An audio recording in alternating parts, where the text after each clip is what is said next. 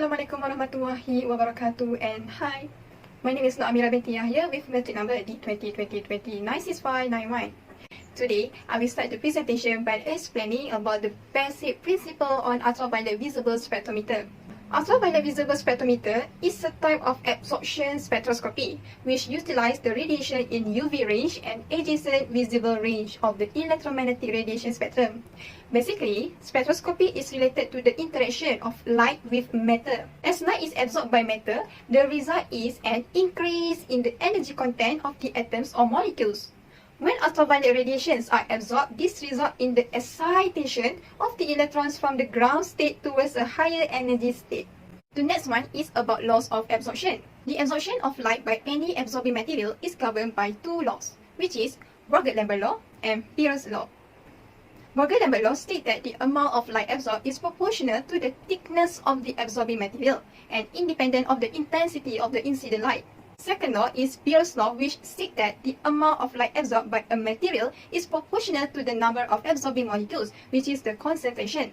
Then, the combined law, which is Beer-Lambert law, states that the amount of light absorbed is proportional to the concentration of the absorbing substance and to the thickness of the absorbing material. The formula is A equals to epsilon times B times C, where A is absorbent, while epsilon is the molar absorptivity with units of liter per mole. Then B is the path length of the sample in cuvette, and lastly C is the concentration of the compound in solution, which expressed in mole per liter. Next, I will explain about absorption spectroscopy. Absorption spectroscopy is an analytical technique which concerns with the measurement of absorption of electromagnetic radiation.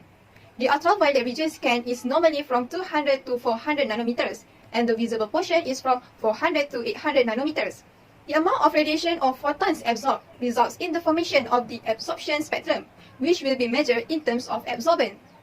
The absorbance of a compound depends on the number of excited electrons from the ground state, which is dependent on the concentration or number of molecules in the sample. The absorbance of radiation by a compound produces a distinct spectrum, which is helpful in serving as a marker or identifier of the compound. Next, there are four possible types of interactions or transitions that can be observed. They are pi to pi, n to pi, sigma to sigma, and n to sigma. The order of the interaction according to the energy is as follows, where sigma to sigma is larger than n to sigma, is larger than pi to pi, and is larger than n to pi. The spectrum arises from electron transition in a molecule from a lower level to a higher level energy. During excitation, the atoms in the bond of molecules merge to form molecular orbitals, which are occupied by electrons of different energy levels. The electrons get excited from the highest occupied molecular orbital to the lowest occupied molecular orbital. The resulting spot is called the excited state or anti-bonding state. First one is sigma to sigma transition. It's a transition that needs a larger energy to take place. Example is methane, which having a single bond and exhibit an absorption maximum at 1 to 5 nanometer. Secondly is n to sigma transition, which require less energy than the sigma to sigma transition. Absorption peaks occur below 200 nanometers. Saturated compounds having atoms with unshared electrons undergo this transition. Examples are water and ethanol.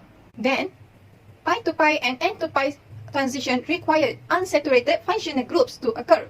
Alkene and alkynes are examples of pi to pi transition, and carbonyl compounds are examples of n to pi transition.